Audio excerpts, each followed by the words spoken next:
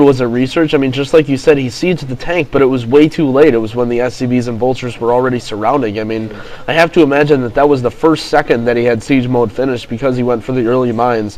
And if so, I mean, I really doubt that was just timing. I mean, that was just, I think that was pure luck from gogo being able to surround that tank the second that siege mode comes out. I mean, if he would have sent those SCVs out just 2 seconds earlier and that tank would have been sieged, he would have lost so many SCVs. But just like you said, you know, as it is, he salvaged that attack. And fOrGG, I think, playing a little bit sloppy here. I mean, you saw his SCV transfer there was quite late. His command center's already done, already mining from it, and looks like 2 factories, both with add-ons, as well as a starport, but no control tower add-ons. So I don't think he's going to commit too hard to these rates, and I think it's, you know, pretty much a dead even game. I think fOrGG has a little bit of the unit advantage here. We see fOrGG trying to assert himself out, but gogo actually moving out with these 2 tanks, but that 1 tank is in range of the tank that fOrGG has and losing both of those tanks. So fOrGG is going to get a lot of ground here. Gogo actually with 2 reinforcement tanks not there in time, and fOrGG does have a slight military advantage now, especially after that last battle. So fOrGG is going to try to make as much ground up as he can.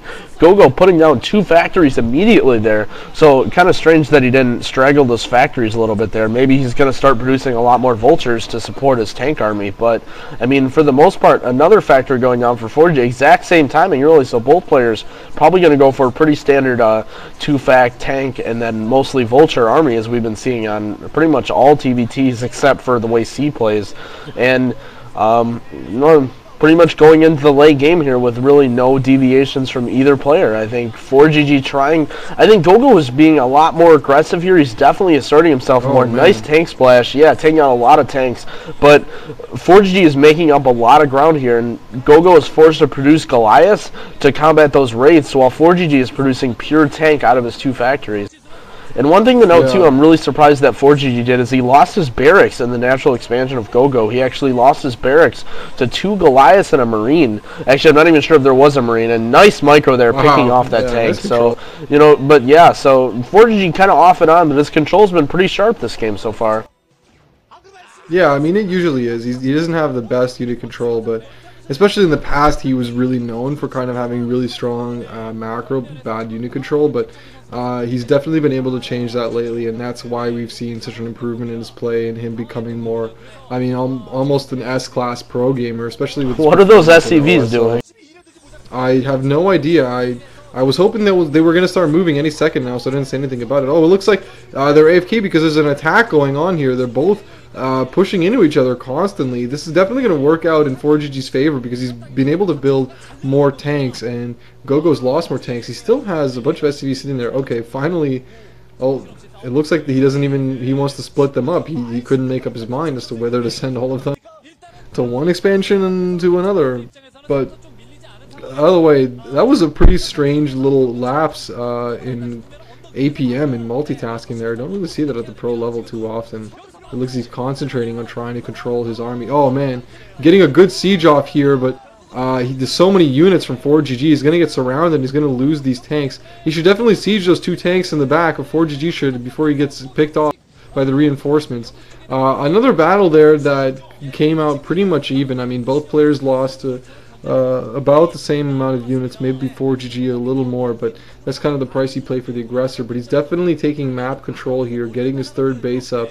I think gogo started his 3rd base, or he's about to, at the bottom at 6 o'clock there, but fOrGG's base is already up. So fOrGG taking a slight lead with his super aggressive play by pushing down the middle. And I have to say, some pretty big balls by fOrGG to be continually pushing into gogo. I mean, it's a really hard thing to do in a TVT. I mean, correct me if I'm mistaken there, but it's really hard to slowly push against other siege tanks. Yeah, and especially on a wide open.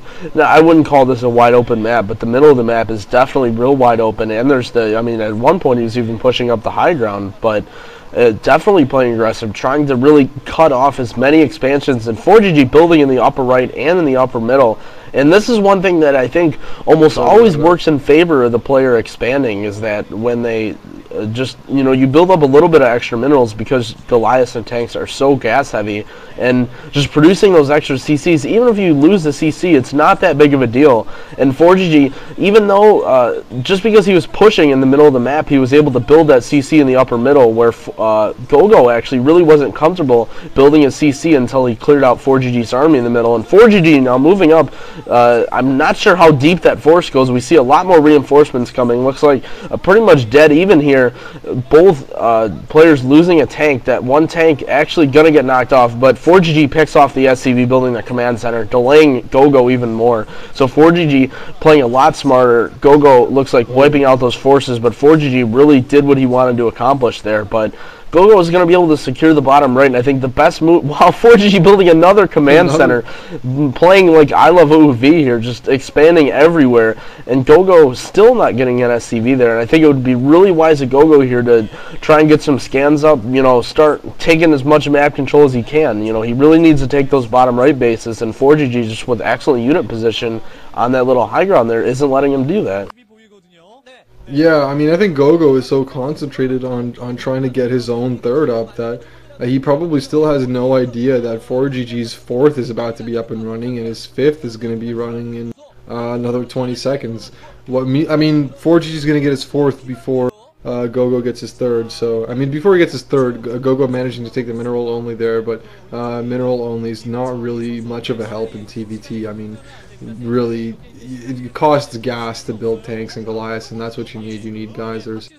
So, I mean, fOrGG playing really well, taking a lead here. Gogo's been able to push back somewhat into the middle of the map, but fOrGG's definitely got a better arc in terms of his map vision right now. Like, if you notice on the mini-map, fOrGG, there's no really dark spots on the map for him in terms of he's kind of got almost the entire map covered in that little arc, including, I guess, a mine planted at the far right there. So fOrGG look in total control right now, and it's just going to be up to him to defend these extra gases that he took and solidify his advantage and take it into the late game and just win from there.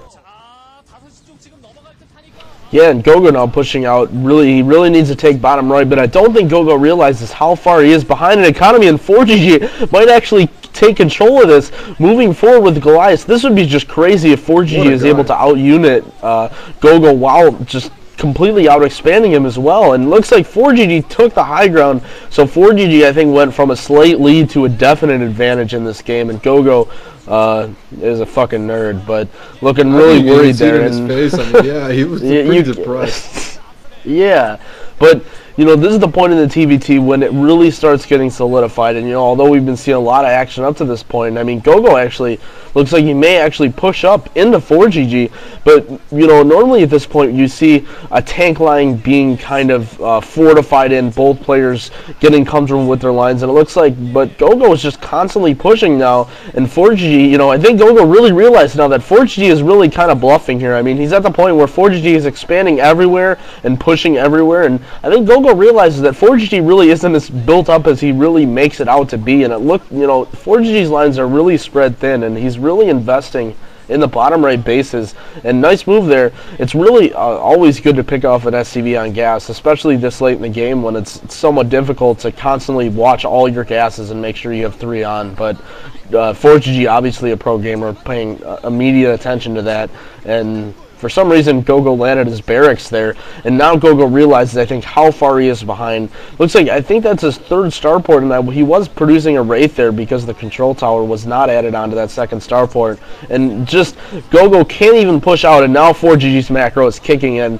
His 4th and 5th bases are up and running, and I don't think there's really any hope for gogo at this point. I mean, we're just going to see huge, massive fleets of forces coming out of fOrGG's base here. I mean, he's going to be able to throw down as many factories and starports as he wants to, really, at this point. Yeah, I don't think there's anything gogo can do. I mean, he pretty much has to kill bases right now, but there's almost no way for him to do that because fOrGG's line is across the entire middle of the map. I mean, he's controlling the entire map.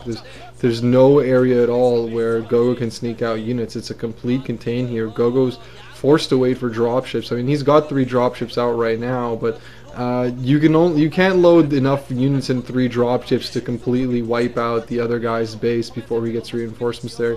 Especially considering that fOrGG should have some dropships of his own coming out very soon. And fOrGG, I mean, just still expanding. I mean, what a guy! Like, he just laying down CCs like there's no tomorrow. Hopefully he'll take